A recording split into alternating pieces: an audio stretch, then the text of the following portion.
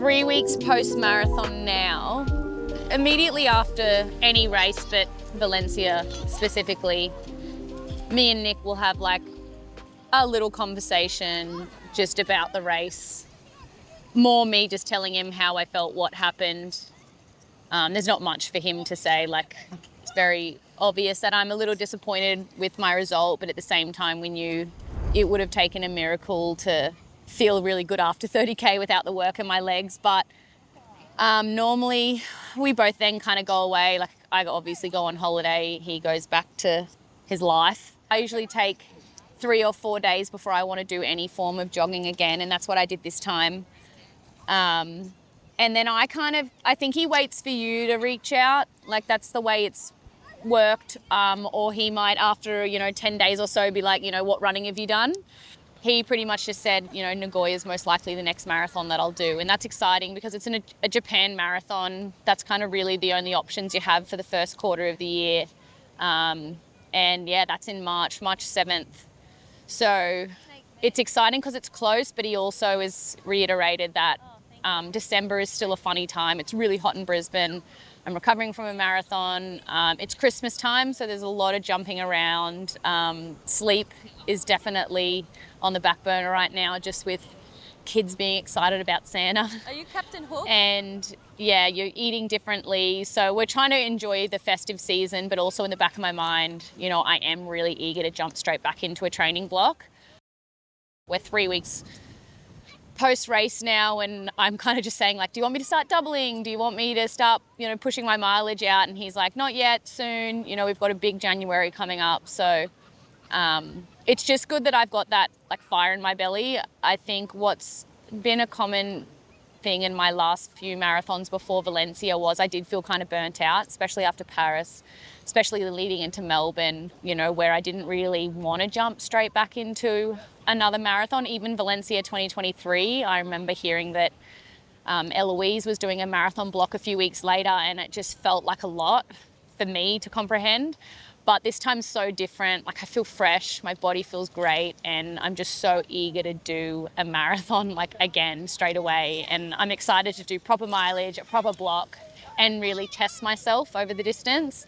So that's kind of closest goal I have right now, and I don't have any plans on racing before then. I just want to run a normal amount for me and not feel like I have to worry about injury anymore being postpartum. So first session back since the marathon, it's been just over 2 weeks. And what we typically tend to do, I've actually pushed this a week later than normal just to fully recover, but just short reps. I had 16 200s, 2 sets of 8, 30 seconds rest between the 200s, lap jog between the sets. First set, trying to get 36, I got just under, more like 35, 36. Second set, 33, 34s.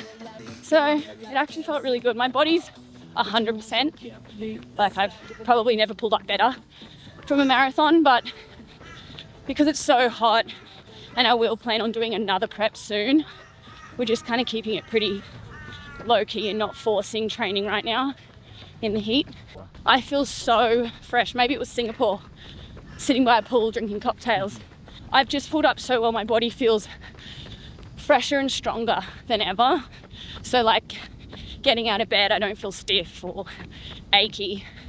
I think in this period after a marathon, you just have to be mindful that your aerobic engine's probably a bit cooked. So if I tried to go out and do 2K reps, I probably would have struggled.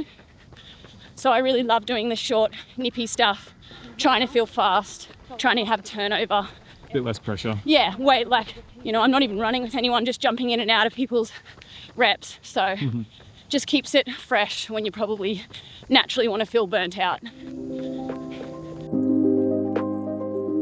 I think what I learned from the race, which, I've spent a lot of time trying to just take the positives, because naturally as athletes, we do want to only focus on the negatives. I think, again, I was hoping for a miracle, because we always do. And even in the race, even at 33K, I'm saying to myself, you're going to do this, you're going to pull off, something so amazing. And so to cramp and have to stop and run a bit slower, my initial response was negative and unhappy and like I'd failed a little bit. But now being, 3 weeks removed and having all that time to reflect and talk to Ryan and talk to my coach and really look back at like my training log, it was phenomenal what I was able to do. And I guess what I learned out of it is, and Ryan says it, a 2:28 for me is like, I can do a 2:28 off like no training or off a baby or with a bad hamstring. Like I run 2:28 or 2:23. They're like my times.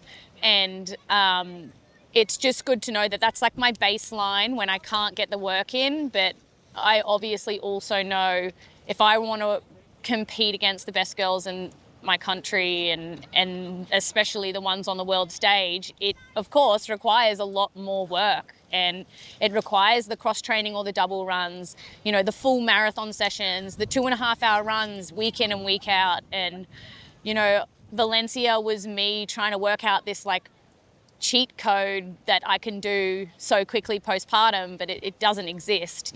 For me to get back down to 2:23 and then lower it, it's going to require hard work. And I've always known that, but I think now I'm proud of myself to show what I can do with the minimal amount of work I could fit in that small amount of time.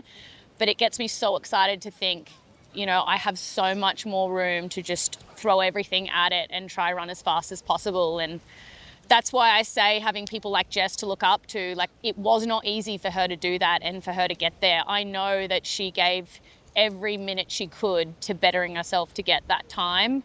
And I'm excited to try do something like that and run more and run harder and train smarter and see what my body can do when I throw everything at it.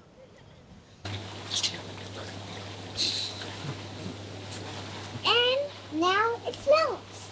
The thing that is so under documented is postpartum training at an elite level. And I've said this many times before, I'm lucky to have the mums that I follow in footsteps of like Jess, because she documented everything she did and she showed me and has shared a lot with me, and now I'm documenting everything I'm doing with my team. And like we're kind of making it up as we go, I guess. But there's also all the science that says women's bodies don't even heal from like 2 to 4 years postpartum. Like that's how long it can take your hormones to settle back down or your body to return to its like normal state. And so to think that, I am still able to push the limits so early on after a baby just shows there are so many spaces for me to work on and get better at to run a faster time. And it's still so early. And so that excites me, I guess. And I'm really kind of excited to sit down with my close team, whether it's my gym or, my physio, my dietitian, and work out where we can again tinker and get better and stronger to run a better marathon. But Nagoya is a women's only marathon, and it's a really great chance to compete and run with a pack rather than time trial and focus on just hanging on to the back of your pacer. And again, the only other time I've been able to do that was Paris. That's the only other women's only race I've done. So I think I need that. I need to be able to be in a race where it's about tactics and holding on and being tough rather than just following my watch. So it'll be a really cool experience to do that. Cheese. We've tried to get away a little bit. We've barely spent any time at home, like little trips like this to the beach. We stay up a little later, be a little more rogue with that. And it's just nice to have, because I think when you're both elite runners, you do spend a lot of time being really strict with bedtime and training and what you eat and, how often you do big family occasions. So December is a nice time for us to let our hair down a little bit and just really enjoy family time and time with our family where we don't come across as super strict and psycho about sicknesses and being in a group setting. So it's probably my favourite time of year, Christmas. And also now that our family is growing, we actually spent Christmas Day at home with just us four, and it was really special. We made a huge breakfast on the barbecue, bacon and eggs, You know, Archer and Ryan had a swim in the pool. We opened presents together, and that's kind of a really special thing because Christmas has been so big for me growing up in my big family. You know, I have 3 brothers, and now I like that we're starting to create our own traditions, and that's a special moment about Christmas as well, is just the family time. It's the start of a new era. Yeah, it is. It's the start of a new era, the Gregson era. Yeah, these 2 boys will probably make Christmas a handful over the next few years, but it's a lot of fun. Yeah. It's fun opening presents. And Christmas becomes, there's so much more meaning to it when you have, like, other people that you're trying to please. I think there was, like, a lull in my life where Christmas sucked because you're too old for parents to buy you presents, and you're not going to, like Ryan and I stopped buying each other presents properly years ago. But now with kids, you know, we talk about Santa and the presents in the morning. Some are from Santa and some are from mum and dad. And then you kind of like watch all the joy on their faces as they open up presents. So we actually spent most of Christmas Day putting together puzzles and Lego and all of that. So, yeah, it's the small little joys in life that you really can appreciate when you have a family of your own. Yeah, so we'll be going to Cronulla to see Ryan's family January 9th, which is really, really good for our running as well. It's like a mini training camp because Ryan's parents are so great with the kids. You know, there's plenty of time for us to get our training in, but it's also where Eloise lives. So it feels like a mini training camp for me when I go there because I have like great company, a nice little squad. And I'll be pretty much doing, I would say, the first half of my marathon block in Cronulla.